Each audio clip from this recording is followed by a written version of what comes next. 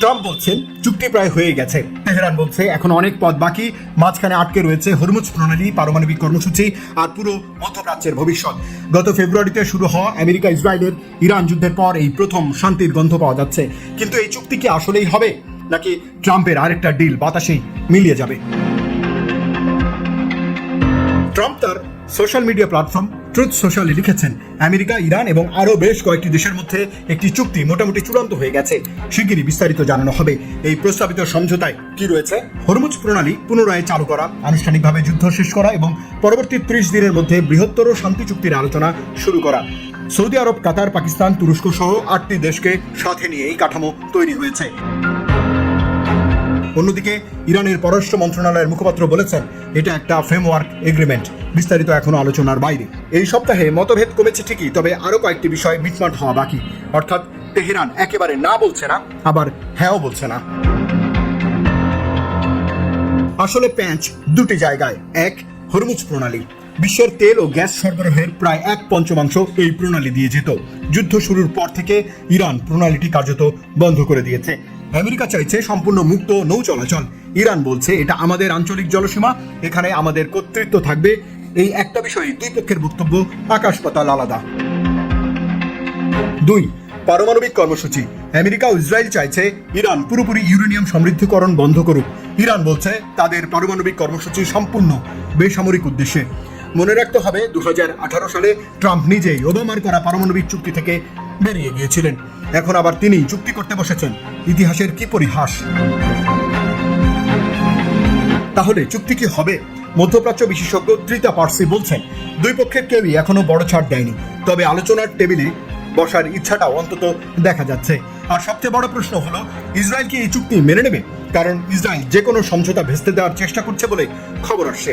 সহজ কথায়, আমেরিকা আর ইরান কাছাকাছি এসেছে ঠিকই, কিন্তু মাঝখানে দাঁড়িয়ে রয়েছে ইসরায়েল, হরমুজ আর পারমাণবিক বোমার ছায়া। এই তিনটা সরানো না গেলে শান্তি আসবে না, আসবে শুধু আরো একটা ভাঙা চুক্তির গল্প।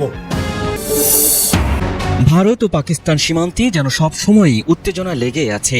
বিশেষ করে কাশ্মীর সীমান্তে প্রায়ই সংঘর্ষে জড়িয়ে পড়ে চিরবৈরী দুই দেশ। এবারও সেই সীমান্ত এলাকা নিয়ে নতুন করে মাথা ব্যথা দেখা দিয়েছে ভারতের।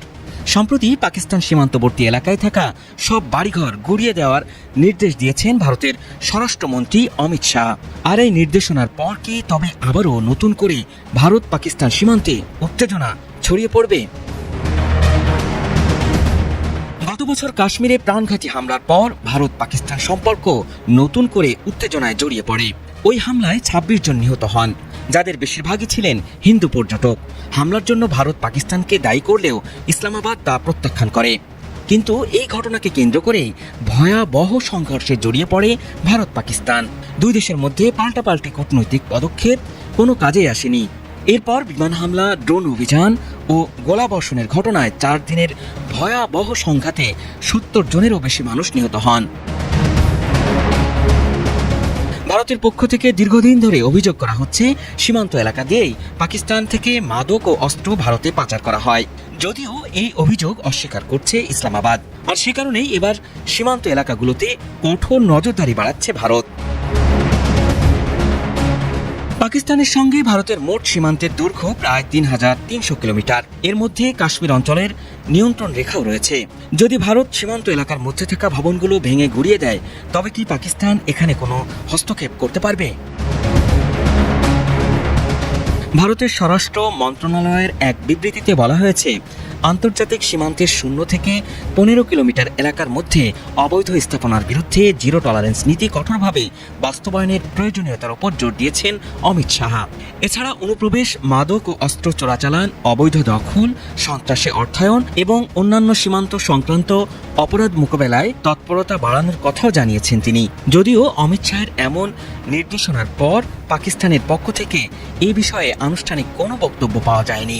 কিন্তু হঠাৎ পাকিস্তান সীমান্তে বাড়িঘর গুড়িয়ে দেওয়ার বিষয়টি নিয়ে কী পদক্ষেপ নেয় ইসলামাবাদ, সেটি সময়ই বলে দেবে। ইরান কখনো পরমাণু অস্ত্র তৈরির উদ্যোগ নেবে না, এই শর্তে রাজি হয়ে যুক্তরাষ্ট্রের সঙ্গে শান্তি চুক্তি স্বাক্ষর করলে ক্ষতিপূরণ হিসেবে $30,000 কোটি ক্ষতিপূরণ পাবে। রবিবার সংবাদ মাধ্যম দ্য নিউ ইয়র্ক টাইমস এই তথ্য নিশ্চিত করেছেন। প্রতিবেদনটি থেকে জানা গেছে, প্রস্তাবিত ক্ষতিপূরণ চুক্তির খসড়ায় ইন্টারন্যাশনাল ইনভেস্টমেন্ট ফান্ড নামের একটি তহবিলের উল্লেখ রয়েছে। সেই তহবিলে জমা থাকবে ক্ষতিপূরণের এই $30,000 কোটি। এই অর্থের যোগান আসবে যুক্তরাষ্ট্র সহ বিভিন্ন দেশ থেকে।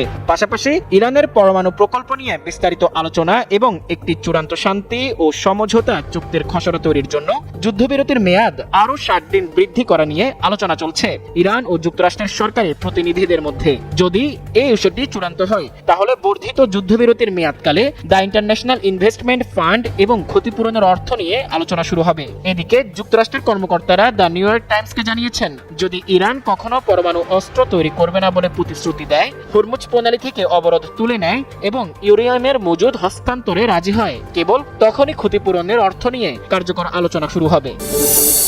যুদ্ধবিরতির মধ্যে আবারও পাল্টাপাল্টি হামলায় জড়িয়েছে যুক্তরাষ্ট্র ইরান।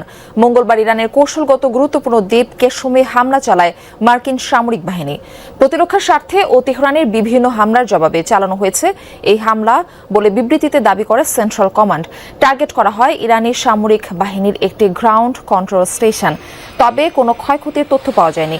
এর আগে মধ্যপ্রাচ্যের কয়েকটি মার্কিন সামরিক স্থাপনা লক্ষ্য করে একাধিক ব্যালিস্টিক মিসাইল ও ড্রোন ছোড়ে ইরান। বাহরাইনে 3টি ও কুয়েতে 2টি ক্ষেপণাস্ত্র সফলভাবে ভূপাতিতের দাবি করে যুক্তরাষ্ট্র। কমপক্ষে 2 দফায় টার্গেট করা হয় কুয়েতের মার্কিন ঘাঁটি। এছাড়াও পারস্য উপসাগরে নৌযান লক্ষ্য করে ছোড়া কয়েকটি ড্রোনও প্রতিহত করা হয়।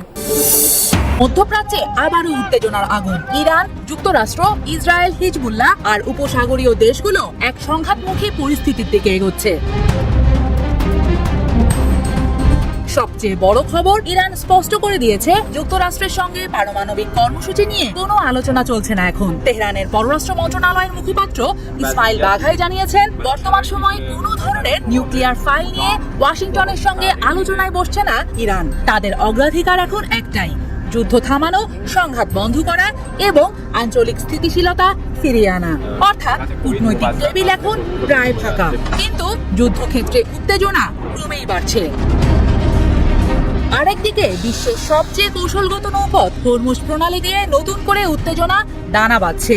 ইরান ঘোষণা দিয়েছে, এই গুরুত্বপূর্ণ সমুদ্রপথে সার্বভৌমত্ব প্রয়োগের অধিকার শুধু ইরান ও ওমানেরই রয়েছে।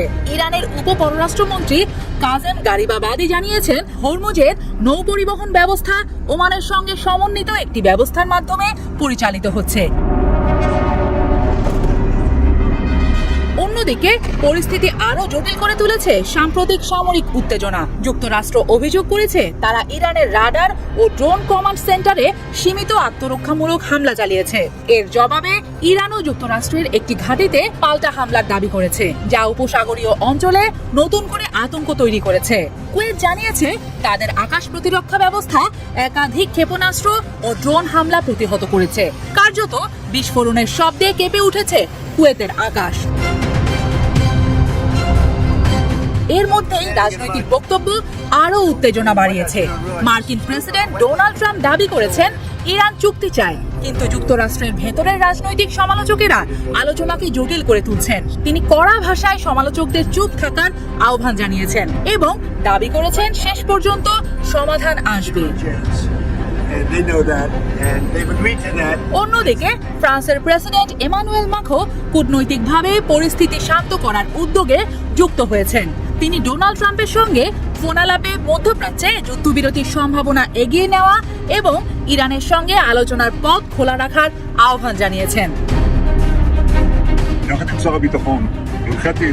এদিকে ইসরায়েলের প্রধানমন্ত্রী বেনিয়ামিন নেতানিয়াহুর অবস্থান পরিস্থিতিকে আরো জটিল করেছে। তিনি লেবাননের হিজবুল্লাহকে লক্ষ্য করে কঠোর অবস্থান বজায় রেখেছেন। বৈরুতে সামরিক অভিযান চালাতে নেতানিয়াহুর ঘোষণা উত্তেজনা আরো বাড়িয়ে তুলেছে, আর এর ফলে বৈরুতের বাসিন্দাদের মধ্যে আতঙ্ক ছড়িয়ে পড়েছে।